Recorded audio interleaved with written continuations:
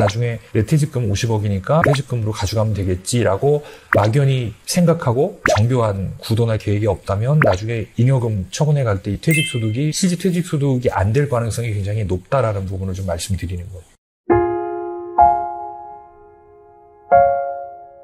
오늘은 임원 퇴직금 제도라는 주제를 가지고 방송을 진행하겠습니다. 임원 퇴직금 제도는 이제 금융권에서 CEO 플랜이라는 이제 브랜드명으로 해서 컨설팅이 많이 이루어지고 있고 또 임원 퇴직금에 대한 관심도도 많이 높은 것 같은데 크게 이제 두 가지 경우에 임원 퇴직금에 대해서 좀 관심도가 높아지는 것 같아요. 이제 첫 번째는 주식가치 평가를 할 때 임원 퇴직금이라는 건 법인에서 임원에 대해서 지급해줘야 될 퇴직금 부채잖아요. 회계적으로는 이제 이걸 충당부채로 인식을 해야 되고, 그죠? 지급해야 되니까. 네네. 네. 비외감 기업들은 충당부채로 회계 처리하질 않죠. 그래서 대표이사의 이 충당금을 주가에 반영하냐 안 하냐.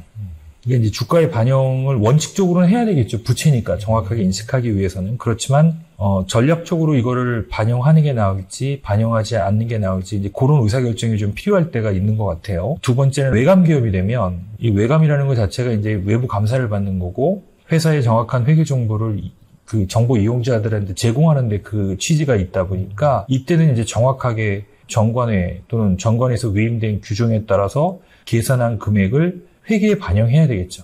단순히 이걸 회계에 반영하고 아니고를 떠나서 나의 임원 퇴직금이 얼마가 되고 이 퇴직금 지급 시기라든가 방법이나 이런 것들에 대해서 세무적으로 어떤 문제는 없는지 한 번씩 좀 체크해 보시면 좋을 것 같아요. 자, 기본적으로 퇴직소득은 세법적으로 분류과세에 해당된다고 합니다. 분류과세? 그렇죠. 이렇게 생각해 보실까요? 우리 회사 퇴직금 제도가 없다. 그러면은 그 회사의 임원은 근로소득으로만 받아가야 되잖아요. 근데 이제 아시겠지만 근로소득은 다른 소득하고 합산하는 종합과세 적용을 받는 소득이잖아요. 맞습니다. 네.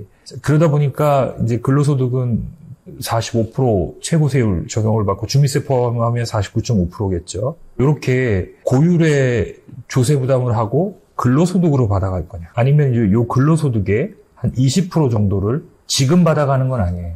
나중에? 네, 나중에 이제 퇴직할 때 줄게. 퇴직할 때 받아가. 그 대신에 이때의 세율은 25%에서 20%야.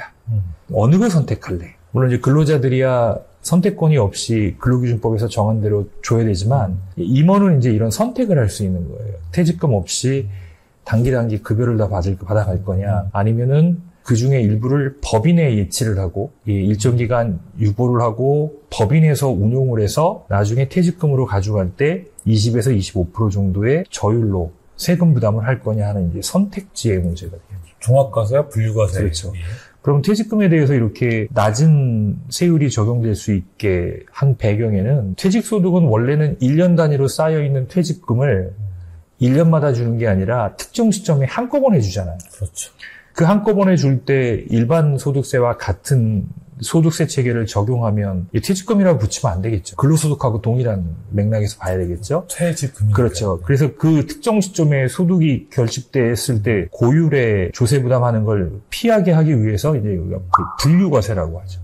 대표적으로 이 분류과세에 해당되는 게 퇴직소득이고 양도소득이 있습니다.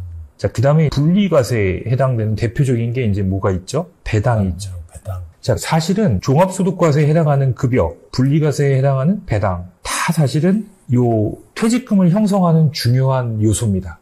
퇴직금이니까 뭐 퇴직금 관련된 규정만 잘 만들면 퇴직금이 저절로 생기는 게 아니잖아요. 당연히 급여를 기반으로 해서 그 규모가 결정이 되는 거죠. 또 더불어서 법인에 유보된 이익을 주주는 배당을 한 푼도 안 받아가고 전부 급여와 퇴직금으로 받아가는 것도 법상 맞지 않아요. 그건 또 세법상 부당행위 문제가 있어서 적당한 시기에 내가 원하는 만큼의 퇴직금을 받아가기 위해서는 적당한 배당을 해야 된다라는 논리가 적용이 되는 겁니다. 그래서 퇴직금 자체에 대한 세법적 지식을 얻는 거면 이 퇴직금 자체에 대한 공부만 하시면 되지만 이게 큰 틀에서 얼마만큼의 퇴직금이 적정한지에 대한 재무적 판단, 그 다음에 적정한 퇴직금이 부당행위라고 하는 리스크가 있는지 없는지에 대한 것까지 포괄적으로 종합해서 판단을 하신다면 근로소득과 배당소득에 대한 개념도 같이 이해를 좀 하셔야 될 것 같습니다. 균형 있게 가자는 말씀이시죠? 그렇죠. 네.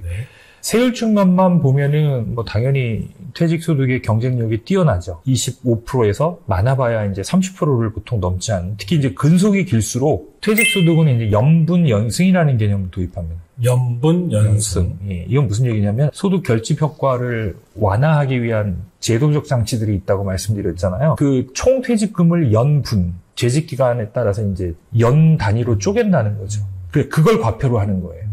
그러니까 10억 같은 경우를 10년으로 쪼개면 1억이 되겠죠. 요렇게 해서 산출된 소득세를 다시 연승 곱하기 10 연승한다. 그래서 연분연승제가 도입이 되기 때문에 이렇게 낮은 세율이 나타나는 거죠. 반면에 이제 근로소득은 한 2배 정도 이렇게 나오죠.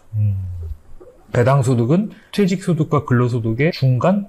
근로소득보다는 좀 낮습니다. 근데 퇴직소득보다는 좀 높죠. 근데 배당소득이 근로소득보다 좀 낮은 이유는 배당세액공제라는 게 있어서 그래요. 배당세액공제. 예, 세액공제.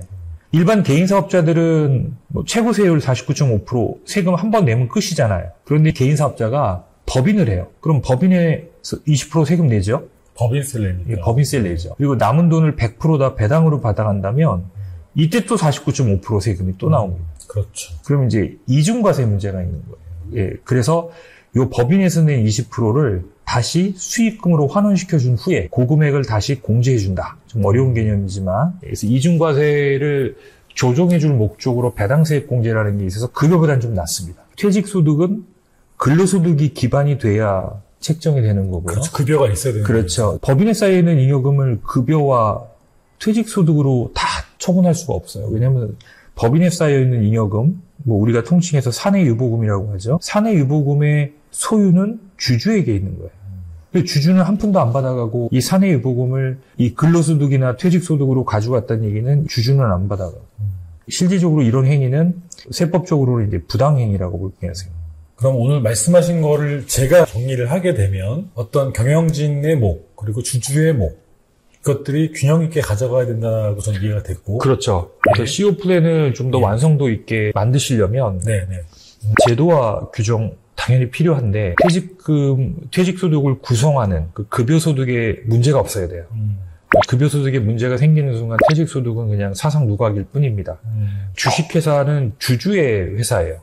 근데 주주는 이익을 받아가지 않고 특정 경영인이 법인의 모든 이익을 독식한 게 되잖아요. 그렇죠. 이제 상법이나 세법에서는 이런 행위를 인정하지 않습니다. 그래서 막연히 그냥 내가 나중에 내 퇴직금 50억이니까 그때 퇴직금으로 가져가면 되겠지라고 막연히 생각하고 그거에 대한 좀 정교한 구도나 계획이 없다면 나중에 잉여금 처분해 갈 때 이 퇴직소득이 실제 퇴직소득이 안 될 가능성이 굉장히 높다라는 부분을 좀 말씀을 드리는 거예요. 퇴직소득이 기타 소득에 비해서는 압도적인 절세 경쟁력이 있는 것만큼 분명한 것 같습니다. 맞습니다. 그 부분들을 이제 균형 있게 체계들을 만들어 가자는 말씀으로 저는 이해했습니다. 자, 오늘 방송 감사합니다. 네, 고맙습니다.